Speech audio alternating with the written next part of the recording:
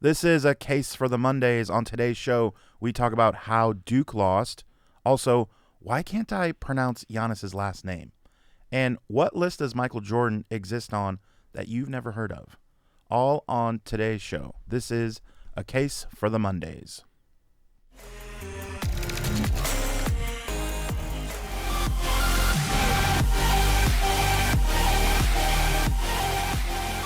Welcome in. It is a case for the Mondays. Excited to be here as Caleb is on a boat. So I am Adam Marino, and joining me today is a special guest host. With me is Michael Kibalowski. That is awfully weird to say, so we just call him Kib. That's awkward.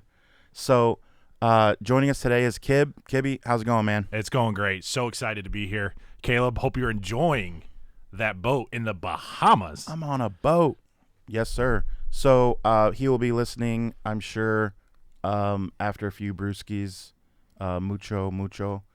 So let's get into it. First of all, I did want to a little bit introduce you as far as we used to coach basketball together, and you played a little bit of basketball. Kind of talk about that a little bit. Yeah. Played for Purdue Fort Wayne from 2010 to 2014. It was actually IPFW back in the day. So I paid for what? Work. And you didn't pay anything. Oh, I didn't pay for a single thing of college. That makes it even Attaboy. better, right? Attaboy. Yeah. So played there for 4 years, and then got into some coaching with one of our local buddies, Jeremy Roush, and now I do color analyst for Purdue Fort Wayne men's basketball games on ESPN Plus. So Yes, check sir. us out in the winter. So I remember legit watching with my roommate. Would you say the best chance you guys ever had to make the tournament was that game that, and you know what I'm talking about? 100%. Right? That's 100%. In its entirety, that was the chance, right? Yeah. You hit 3 threes in that game. We came within 3 points. Really, it was like a ball screen away from making the tournament. We guarded a ball screen completely wrong than we were supposed to, and they hit a 3, go up 3, and then that was pretty much the end of the game. So yeah, it stings. It's unreal. Yeah, it stings, like, as a fan of the city, and I mean, you freaking played, so of course it's gotta sting. Like, I get that. So it pops up on YouTube every once in a while, when you start Googling something and you're just like, oh, darn it, there it is. Don't want to watch it. So let's get back in a good mood here. Let's get right into opening case. Gotta be the Final Four. So excited to watch that. We actually watched it together. Yep. And so let's get right into the first game. Kansas, Nova. I had Nova in my bracket, so obviously I was kind of going for them, and they forgot there was a game going on to start. They did. They struggled early on. They could not hit a shot, but on the other end, Kansas was lights out to start that game. It was unreal. Yeah, you're right. Like, they hit everything that they threw up. So credit Kansas in that area. So what would you say? How did Nova fight back, and in the end, did they run out of gas? I mean, yeah. Eventually they did, but like, you look at a Nova team, Jay Wright's like one of the best college coaches out there, so they weren't going to quit on their team, and then they have that senior leader in Colin Gillespie. That dude, he had tore his ACL a year ago and had to sit out a whole year, and now here he is leading his team to the Final Four. So you knew they weren't going to quit. They had playmakers. It's just it's a tough deal. Like, right, you get into a big game like that, and Kansas hit more shots than Nova did. That's all it really was. It started off, what, 11-2? Yeah, it was 11-2, and then I think it went to like 18-3 or something like that. And then it was 50-44. Yeah, they cut it, and then they just, man. They got it. They did. They get it to that 6-point frame, and they just couldn't get past it. Just the 6 points. Yep, they never got closer than that, and then they kind of ran out of gas, and it was like, all right, call off the dogs, it's over. Yeah. And so at least it was exciting in the second half for that time being. But big shout out to Nova. I mean, they really had a good tournament, and hate to say I told you so, but I actually called it. So yeah. All right. So then in the next game, man, you talk about 100 times, right? A lot of people know this. 100 times Coach K has coached versus North Carolina, which is the Red Sox, Yankees, the Giants, Dodgers, the Michigan, Ohio States, right? It's got to be right up there, right? 100%. Solid. You can't. So 100 times, and it was 50-49. 50-49. That is unreal. Going into that game, right? So, like, you're coaching a game to get your team to the national championship. 2, like, this is your last Final Four ever in your career because he's retiring. Yep.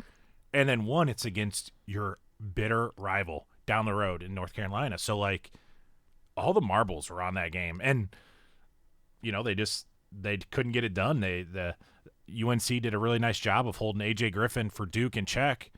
And that was probably the big difference of the game. And I think North Carolina just had that playmaker of Caleb Love. So here are 2 stats that if you are Duke, you cannot win too many games. So they gave up 10 for 26 threes, so just under 40%, while only shooting 5 for 22. Yeah. And then the free throw line, they missed 8 free throws and got out-rebounded on the defensive end and offensive end. Now, if you're Coach K, you got to be telling your guys, boys, we only lost by and we, by the way, we were up 1 in the final 2 minutes, and we lost by basically 1 possession. It was free throws at the end. Yeah. I mean, man, you got to feel pretty good. Like, guys, we really had a chance by underperforming. I mean, you hit a great point, Munch. Like, you talk about 1 possession. Well, we just talked about in the opening, like, my last game of my college career was 3 points. Like, all it takes was 1 extra shot during the game, right? Crazy. One shot, and you give yourself a chance. 1 more 3 to go in, or get over a ball screen and defend a shot better on Love, or man, that's that basketball. Dude, I'm still mad at that guy against UCLA. He dropped 30 on UCLA. Wait, that's your team? Yeah.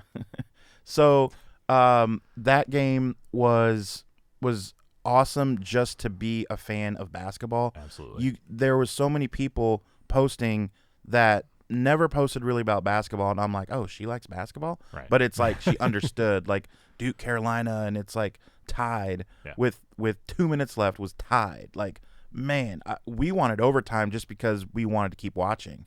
Oh, you know, that game could have gone on for 5 days. Oh my God. And we would still be, keep going. We'll have a 38th overtime. Oh, we'll watch it at the podcast on Monday. Yeah, we'll watch it live during it's still we going. Can comment on it. Yeah. So great game. Coach K, unreal.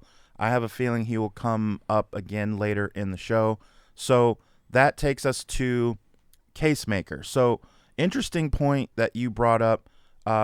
Someone who made Casemaker last week was held to, I believe, 7 points. So 1 week he makes Casemaker for what he's done in the tournament, and that was another key factor, I think, in why Duke didn't hold on, because Paolo Ranchero, he did his thing. He totally did. But who did his thing this week? Giannis. So you're gonna make me try and say his last name.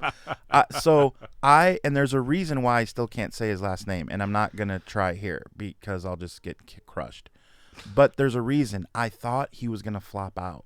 I thought that when they figured out that wall defense, remember 3 years ago, the wall defense, these teams were just putting in the wall. That's literally they just wall up. They put 3-4 guys and stand in the paint. And sorry, Giannis, you're gonna get a charge or turn it over. Yep. And he wasn't making good decisions, and they got knocked out. And then he figured it out. He did figure it out in a hurry. Yes, in a hurry. That dude all of a sudden went from being just a complete bully down the lane to like, oh, I can step out and hit a fadeaway. And he can hit a 3 every once in a while. He said that he wants to change the narrative on his career. And that he wants to step back and hit a 3, and his free throw percentage has improved. That was kind of rough, but he worked on it. He didn't take the Simmons approach. He worked on his game. The Simmons approach. That's true. I mean, you're exactly right. That's what elite players do, right? They recognize where their weakness is. They're going to sit there and develop all summer, all offseason long of that weakness because he knows it's going to make their team better. And I mean, gosh, they won the championship last year, so obviously it worked. So what was his stat line? Yeah, so crazy week for Giannis, right? 37 points, 12 rebounds is what he averaged in 3 games. Right. They lost one of them, so they went 2-1. 40 points, 14 rebounds game 1 of the week. 44 points, 14 rebounds game 2, and then 28 points, 10 rebounds. Now, there's a legit chance that Giannis can win the MVP, the scoring title, Defensive Player of the Year, Finals MVP, and another title. There is like I'm not just blowing smoke or saying anything weird. Like no one can say, "Oh, that's not going to happen." No, it can. No, it can. That's crazy. It will. You could. It might. It will. It should. I mean, he's just that good now. Yeah. No, and before it just was not. The vibe was kind of like, well, he's another player coming over from overseas, and we'll see how it goes. After like a Porzingis or someone like that, and we got Luka now in the league. There's great players, but we didn't think, well, you're no Dirk, buddy. He's not a Dirk. No. Completely different games. But now he is in that realm though of Dirk as far as just flat out great player. I mean, you could. I mean, Giannis is still early to middle-ish of his career. Absolutely. Right? Like, he's got a lot of basketball to be played. Yeah. If he's on the same track he is now, watch out comparing him to LeBron and Michael at some point. I'm not saying he is right now. I'm not saying he is right now. No, that's fair, though. If he's on that same track he is now, you have to throw his name into that category if he keeps doing what he's doing now. Absolutely. You have to. No, that's fair. So that is our case maker of the week. I mean, we did some research and looked at a lot of other players, and it was just kind of overwhelming the effect that he has on his team. And that takes us to Caleb's favorite, because of how he did last week, is going to be case locks. So last week we're 3-3 for the week. So Caleb had the over on the points for Duke Carolina, and the final score was 81-77, which equals your IPFW math. Ding, ding, ding, ding. 158. All right. The over was 151, so he did hit that. So that's a nice job, Easy Caleb. money, Caleb. Easy money. He's spending that in Bahamas now, isn't he? Man, on Bahama Mama. So then I had to stay with Nova because I picked them to get all the way to the championship game. Yeah. So I just stayed with Nova. I lost. So that takes us to 4-4. And then we had, for our parlay pick, we had every game right, and then we lost by 2 points. And here's what happened. We had done some research and saw that Drew Holiday was out. Okay. Well, he came back and almost had a triple-double. And so we lost by 2. The Bucks lost by 2 to the 76ers. That's tough. And we lost the parlay. We picked LA to lose every game. They lost every game. We picked Dallas. They won at home. We had it all right. Dang. The one thing we missed was because Holiday played and almost had a triple-double, we lost that parlay. So I'm like, it almost is like we had a legit reason for picking, because we're like, oh, dude, Holiday's out. All right, we like the 76ers. And then they still only won by 2. But that's a loss. So we do go to 4-5 on the year. So a little frustrating. We realize that if you went with us, you have lost some money, but there is no one else on this earth more than us that wants to win it back for you. So stick with us. So going into that now, I'll give my pick first, and then you can talk about what your pick is, and we'll get into the parlay. So my pick is going to be Saturday, April 9th, the 76ers at home against one of the worst teams in the league right now from the state that we live in, your Indiana Pacers. Wow, that's a bold statement here. So is Indiana a basketball state, or is it self-proclaimed? I want to know what that term means. I am a huge basketball guy, right? Basically grew up in Indiana, but come on, people. What does a basketball state mean? What does? Oh, so we're the only state that plays basketball? No, exactly. So I don't know. All right, so that's my lock. You can pencil that in and throw $5,000 on it. What's your lock of the week? So yeah, I'm gonna go opening day baseball this week. Love it. Okay, I'm repping. Yep. The Tigers from the I feel confident about the 3-1-3. Okay. The Motor City. Yep. 8 Mile. Everybody knows that, right? Right. I'm going Tigers over White Sox. Friday, April 8th. Wow. Opening day in Comerica Park. In Comerica. Okay. Now we looked at the schedule for the NBA, and we have some picks here. What are the home teams that we have winning? Yeah, so we're going to take the Nets over the Rockets on the 5th of April. Yep. The Jazz over the Thunder, and then the Mavs over the Blazers. Yep, on the 8th, right? Yeah, so the Jazz and Thunder is the 6th. The Mavs Blazers is the 8th. Okay, Should be locks, folks. So Nets, Jazz, and Mavs on the 5th, 6th, and 8th of April. You got it. Lock that in. Lock it in. Yep. So just money line, just the teams to win. They're all playing at home, and they all have matchups, more than favorable matchups. Yeah, I mean, right? and they're fighting for seeding in the playoffs now anyway. So they're trying to, figure out, hey, can we get a 4th seed, 5th seed, 3rd seed? They're all fighting for that. So it's got a lot on the line there. Absolutely. So now, curious, as we roll into the next segment, right before, though, I want to find out who is your Final Four for the NBA. Okay. Right? Okay. Now, we were talking about this, and you said, well, can I give you 4 from the West or the East? Like, no, that's not how it works. Well, can I give you a team that's eliminated already? Because I think they're in the final best team? No. All right. So, yeah, that was good. I did some research. You're going to like this.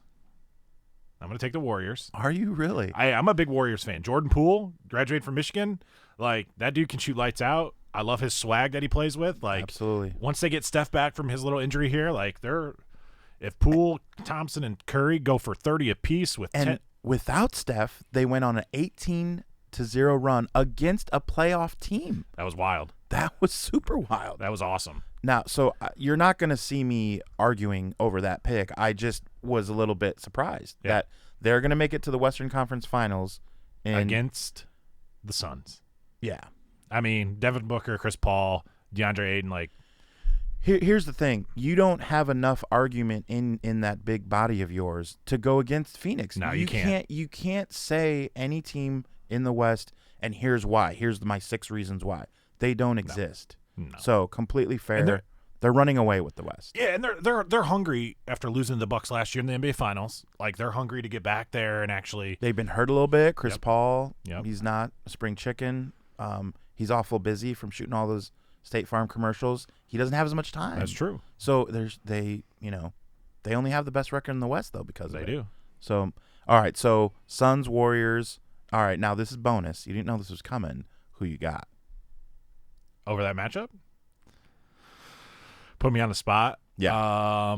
We'll go Warriors. I got confidence. All right. Veteran-led team. You just want a free beer or something. Well, only if you drank. So, all right, now in the East. I'm hoping this kind of spices some things up here, right? So I'm going to take the Heat. Even though this little turmoil they've gone through with Spoelstra, Butler, Udonis Haslam, that'll be put aside, right? Right. So, but one coming out of the East that I think could make some noise. All right. The Cleveland Cavaliers. You can't be serious. Oh, 100% serious. 100% serious of the Cleveland Cavaliers. I mean, I don't dislike their team and what they have going, but they're this year's Atlanta Hawks. They're a slept about middle. Yeah. They're like in the middle of the pack of the East, like Darius Garland, Jared Allen, Evan Mobley, like Colin Sexton. Like, they've got a squad. What college did Kevin Love go to? Oh gosh. UCLA, the terrible conference out on the West. The Conference of Champions. I'm Bill Walton. So, yeah. Man, I don't know. I told you it was going to be left field there. Cleveland, okay. Against the Heat.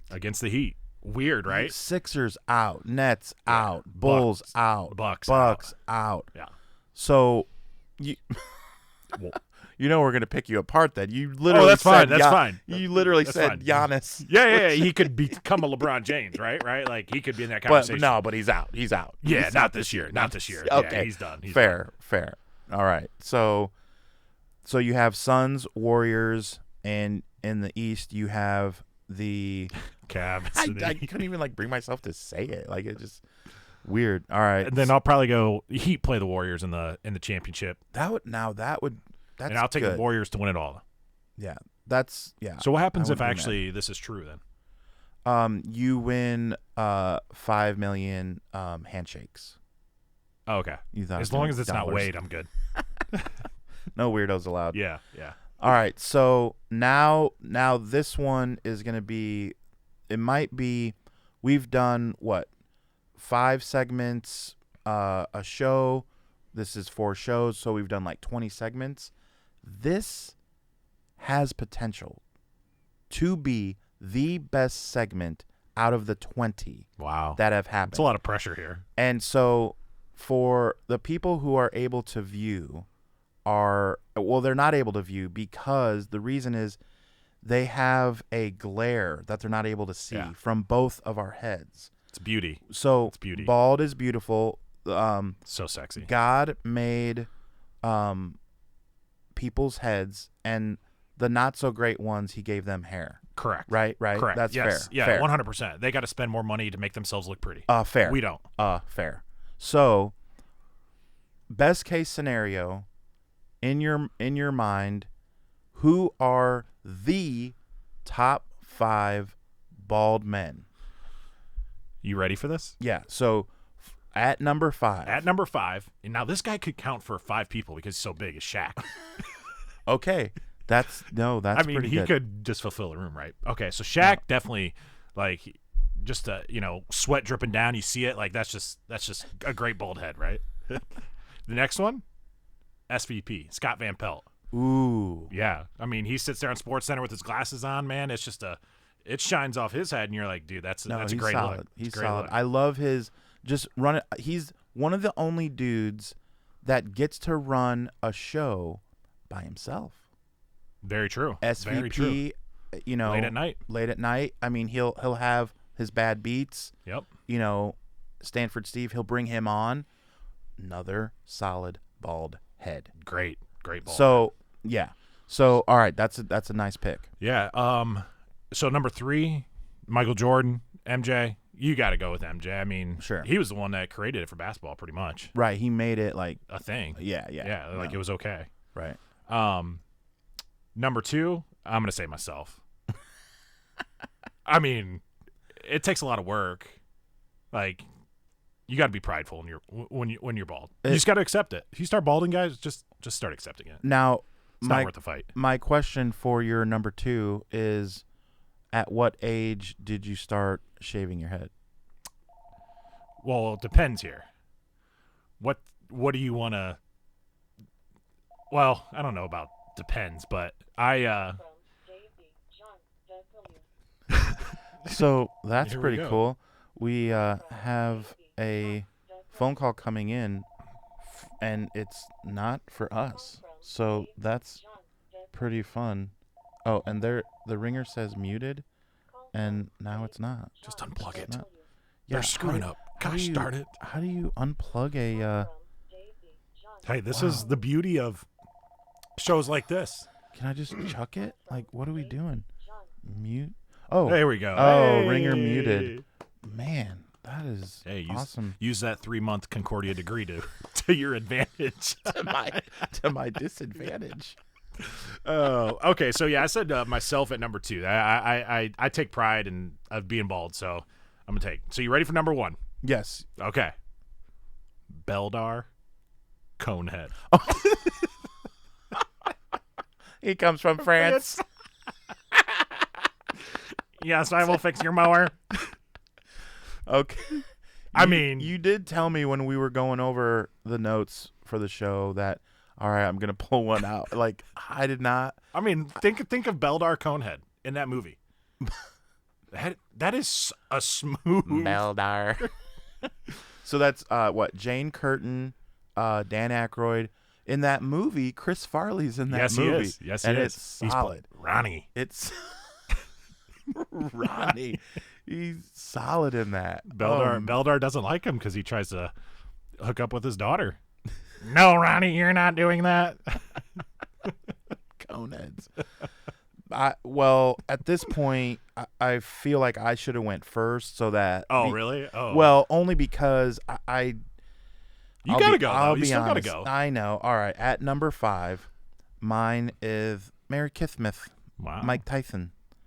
That's a good one. I mean, I felt like if I didn't have him on the list, he would find out, and I'm afraid. Yeah. I mean, of that guy. He might send the hangover guys with his tigers at you. Right. What do tigers dream of? Yeah, Mike Tyson beating me up. So at number 4 is, homer pick. One of the most enlarged heads after steroid use is Barry Bonds. Yeah. Now, here's what people don't understand about Barry Bonds. San Francisco Giants were supposed to move to Florida, and only people in California that follow the team religiously know that. It wasn't a big story because he hit 336, 11 million bombs, and made the Giants relevant. They didn't win the pennant that year or anything, but he saved the team. And a lot of people that give him crap for it don't realize that. Now, I will concede that he was not a nice person and went out of his way to be a jerk with the media, but that doesn't mean he didn't save baseball for my city. No, that's true. So that's what so I will always remember that, and I bat left, throw left. Him and Will Clark have always been my guys. Were you there for his home run? So, and that is true. You know that story, right? So no, I don't. So, all right. So 756 was like an iconic number. There's people that know that number that don't even know what it stands for. They just know baseball, 756. So all-time home run king Henry Aaron had 756 home runs. Correct. Right? So Barry Bonds ties the record in San Diego on a Sunday, and then comes home to play the Washington Nationals. And I buy a ticket. I'm living out there, and I buy a ticket on Monday. Hits one, warning track power. He didn't hit the weights or the roids. Okay. Warning track power. Tuesday. All right. Juice himself up now. Barry, you got one more day, Barry. Because, Barry, I don't have all this money to be buying tickets because, they jacked up the price. Oh, yeah. It was like $30 back then. So. It's a lot of money. So, Barry, I need you to hit it out tonight because I can't afford any more games. So, $500 ticket. So wow. Yeah. So in the 6th inning, he hit it to a Mets fan sitting in almost right center, right? Yeah. There's no like upper deck. There's no because it's the ocean. Yeah. If you hit it, you just hit it out. Yeah. So he hit it to a fan who sold it to Mark Echo, and they put an asterisk on it. Annoying. Of course. But I mean, I get it.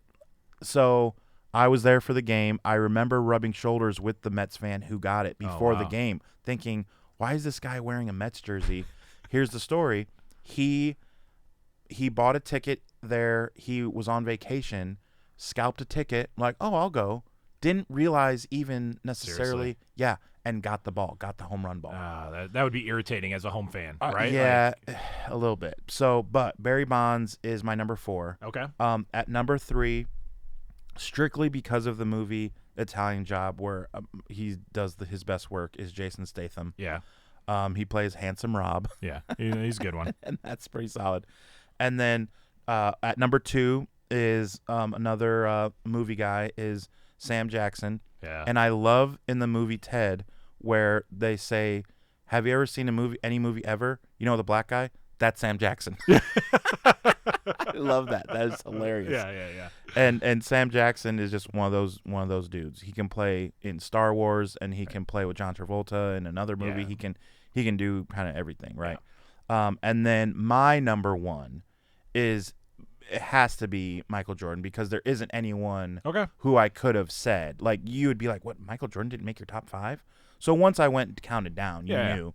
So Michael Jordan was my top 1. I feel like I don't have to get into it. It's obvious, right? So those are our 10 best bald men. Well, we doubled up on some, but yeah. So now here is really what I was excited to talk about with you is we have coached for a combined a handful of years. We'd like to think we know the game. We understand the concept of coaching, right? Yeah. And so is Coach K, now that he is officially done coaching, first of all, which side of the argument are you on? Is he the greatest human ever to put on pants and be a coach? No. Okay. Now, here we go. State your case. Why? Coach K, great coach. Oh, no question. Oh, he Well, it's who you got that's better already, offhand? Nick Saban. Now, I will say, And here's what I got to be honest, that's pretty good. Here, I wasn't sure I was going to like your answer, but here's why. And it's tough for me, right? you hit So, pretty hard. You hit it pretty Coach hard. K has got 5 national championships. Nick Saban has 7. Okay. Nick Saban's still got time to coach. And, I mean, you look at Alabama every year, they've got a shot. Yeah. Right? They have a little bit easier, quote-unquote, of a road to kind of get there. Like, in basketball, obviously different than football and the 68 teams that you got to get through. But, one other thing with Coach K, I will give him credit for, and this could be an argument on the other side that I'll kind of present. 5 NCAA championships, right? 5 gold medals. 4 or 3. No, it's 3 gold medals. Yeah, Coaching NBA guys. Right. I mean, then that you could essentially say those are national championships too, because, I mean, here he is coaching college kids all year. But they are easier. Correct. But that's still impressive. That's fair. It's still impressive. I mean, it's just saying like, hey, you're gonna coach John Shire, and then LeBron. Yeah, exactly. And Kobe exactly, and Kobe and Vince Carter when he dunked over the. My Lord. Yeah. So it hurts. I'm gonna say Nick Saban. He's still got a lot of years to coach. You can't compare wins versus losses because it's two completely, obviously different sports. But you look at the whole aspect of the championships won, and then like how Nick Saban year in and year out, they're top 5. Now, I want to know what you think about the idea that if he's the greatest coach of all time, explain the Miami Dolphins. I think just like anything, you have a niche in what you're good at. He's good at recruiting kids and coaching college.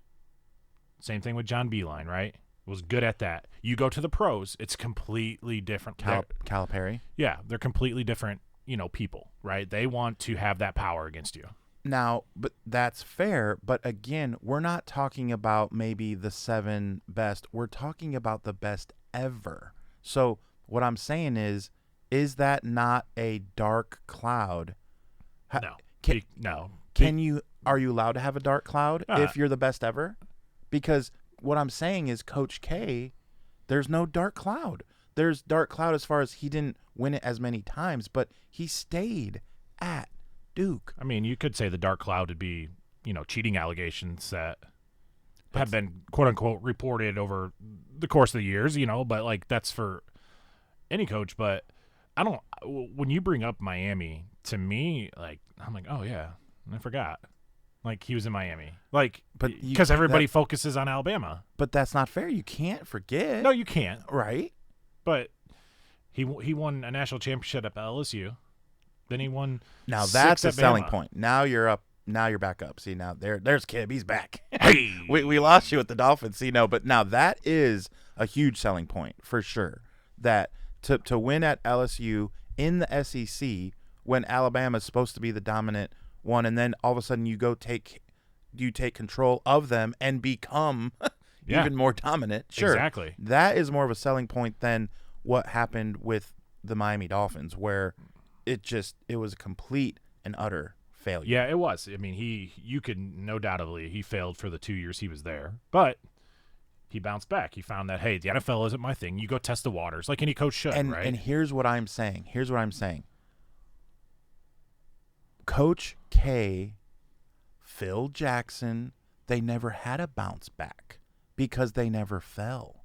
That's what I'm trying to say. Oh, and that's fair. And that's why it's like, well, is he? Because there are people who have coached who don't have a bounce back. They just fall upwards. They just, even on a year that they don't win the whole thing, it wasn't a setback. So what does that mean? You're right. Okay, but let's look at Coach K here, right? He never made the jump from college to pros. Which is a So why? selling point for me, saying he is the best ever, though. But then don't categorize. But he knew his niche. See, Nick Saban was like, well, maybe my niche is the NFL. No, it's not. Coach K knew. Wow, that's greatness. I don't know if he knew that. What have you talked to him personally? No. Well, here's how I know. You know how many times he was offered the Lakers job? Like at least 4 different years. Dude, Magic Johnson coached the Lakers at one point. I will say, when you have something good going, you want to stay there. So, yeah, you could props him. Like, he had something good going at Duke. He's not going to leave. But, like, it's never a bad thing. Every coach does it, right? They want to go test the waters, see what's the next greatest thing. Not every coach, though. That's my point. Coach K didn't do it. He didn't test the waters. But there's years when you say he had a bad year, or he was always been at the top. A bad year for him. Oh, finally Lehigh got him as the 2 seed. They knocked him out. Okay.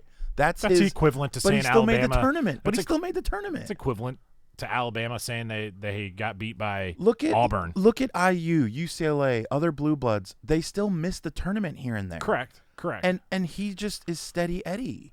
And then wins the whole thing with random other teams that have no connection to others. I mean, in the 90s and then in 2010. That's my argument for why he's the greatest leader of men. You know what I mean? Like, now, okay, Pat Summitt is a great leader of women. Okay, yeah. But throw out even that he's the winningest of all time. Like, throw that out. That doesn't matter. Like, because you could have a few losses that build up, and maybe you don't have as many wins. But the leadership, that kind of thing. I mean, there's an argument, not a huge one, but that Saban isn't the best necessarily. You said he's a big time recruiter. Is Coach K the greatest recruiter? I don't think so. I think he has a good staff, which shows how good of a coach he is. Correct. Your brand ends up recruiting itself, right? So the Alabama brand, the Duke brand, it recruits itself. Like you call a 5-star prospect, hey, it's Coach K. You don't have to tell them where you're from. Here's another thing. So listen to this. Alabama, were they a big name before Saban got there? Bear Bryant, Alabama Crimson Tide. That was a thing, right? Correct. Now, be honest, in the 70s and 80s, it was a joke at Duke. Basketball was a joke. Correct. I mean, so that's even a point for Coach K.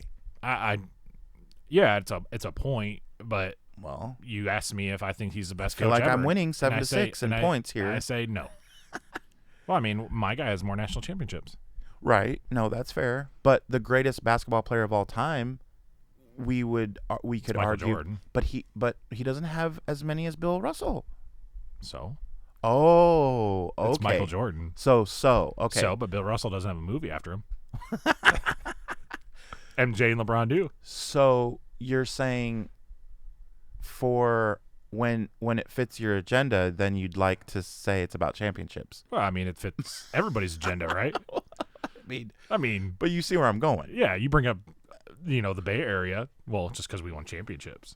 Well, but the point is if you're going just off championships, is that really what you're basing off of when there's so many things for that factor in? Well, it's hard, and you're like I said, we're comparing a football coach to a basketball coach, and I am, and it's totally for sure, totally like my opinion, right? So like basketball plays way more games, football plays less. So you can't compare wins-loss record. No, of course, right? Coach has more. You just look at like, but winning percentage, overall body, winning percentage could be a thing. Yeah, it could be a thing, but you look at the overall body of a coach and what they've done, and I'm not arguing Coach K as not good. I think Nick Saban's just a little bit better, and I think he's a little bit better because you look at the programs as a whole, really equal, dominant, right? Yeah. Dominant programs, complete, getting the top-rated recruits always, high level. Like, all right, Paulo goes out, they got the next guy coming in. Crimson Tide lose a wide receiver. Boom, the next guy steps up. The other wide receiver wins the Heisman. Yeah, exactly. So I feel like that, and then I just look. All right, you look at that. Oh, dang, Saban's got 7, and he's done it at 2 spots. Won a national championship. Coach K's only done it at 1. But I'm not saying that's the all and all be all. Now of having to win at 2 different places, but okay, because there is a guy who won at 2 places, the Lakers and the Bulls, and he has more championships than Nick Saban. Yeah, hey, little Philly. So what's the the Zen Master. What's your argument against the Zen Master? What is your argument against Phil Jackson? I don't have one. This is not about Phil Jackson. But what if I say no? He's the greatest of all time. He has more championships, and he won in 2 places too. Yeah, it's a. And you can argue that. Go for it. How many championship games has Nick Saban lost? For sure, it was just recently. Then okay. Have you ever been able to say that Phil Jackson lost? Yes. Recently, my Pistons beat him in 2004. Aha. So how many? So he has one, right? And that Pistons team, legit. Chauncey, Rip, Tayshaun, Rasheed, Big Ben. So Saban has lost more championship games and has not won as many as Phil Jackson. So I say Phil Jackson is better than Nick Saban. Okay. But you just have to sit there and take it. Well, you got nothing else to say. No, I mean... But that's why the argument for Saban maybe is like, well, no, he's not the best. Well, you can't... There's no... But, again, you're comparing 2 different sports. And Saban's career isn't over. I can see you comparing Coach K and Phil because their careers are done. Over. They're done. Right, like yeah. Nick Saban still has, who knows, 5 to 10 years maybe. I mean, he's getting old. No, that's fair. He can win 2 more, and no one would be shocked at all. Right. Probably the betting line would be bad because it's expected. Okay, then why can't you throw Bill Belichick in there? Okay, go ahead. There is a case. I'm gonna ask you then. If championships is what you saying is with Phil Jackson. I was just being devil's advocate. I wasn't saying that. No, but I mean, I'm with you. Bill Belichick was one I look at too. Like, oh man, like, dang, dude, that like you look at the past 10 years, 15 years, he's just dominated NFL. Right. Like nobody else has dominated any other sport, maybe besides Nick Saban. Right. And Coach K doesn't dominate the college basketball. There's more parity. Is that fair? Yeah, but if you're talking elite, like usually the elite programs are always on the top. So, is there someone that's elite in college basketball that, as a coach? Right. Think of what my favorite school is and ask yourself. No, UCLA's trash. So John Wooden, really? I mean, okay, but here's my arguments against John Wooden. We were not alive during that time period. We're only going based off of what we read and hear about. But that's same with Bill Russell, like why he would be better than Michael Jordan. I mean, we're just going off of stats and championships. But basketball then is way different than basketball now, right? Like they didn't play as many games back then. Now, that's fair, but then how come no one else won as many championships in a row or went as undefeated for long then? Right. That's fair. Right. Everyone puts their shorts on the same way and ties their shoelaces the same way back then. Then compare John Wooden to Coach K. Great. But I think Saban's better than John Wooden. And I mean, and I'm not being a homer saying that John Wooden is the best ever, but I mean, he revolutionized coaching, I think. I mean, all of those coaches that we are mentioning can name you strong points that they've taken into their careers because of John Wooden. I would bet my 100%. I would say that. He could be I could say John Wooden could be the most influential coach to coaches in today's world.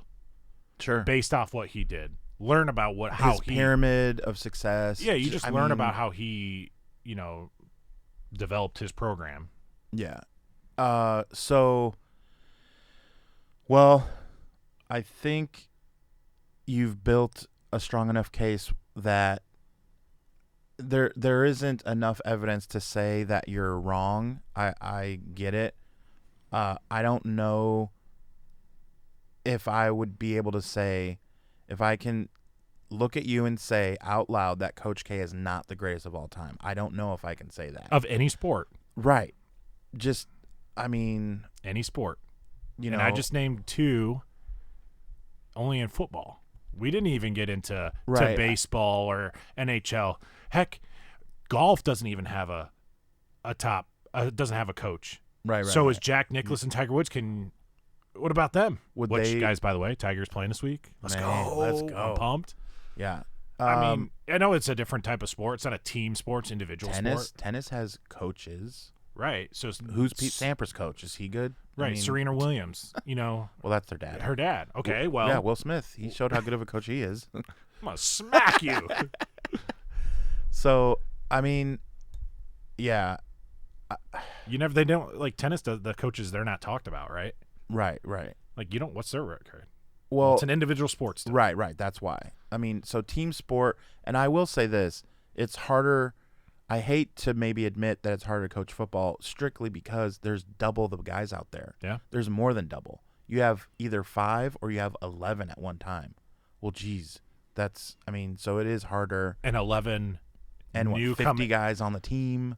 And then 11 play offense and a whole different 11 play defense. Well, unless Dion's out there. Yeah, and then a whole 11 kick. Right, and then and cover then you've the got kick. A whole 11, like a guy like Wade that would just sit on the bench and do video. Well, unless you're the Green Bay Packers and you don't play special teams. Ooh. But yeah.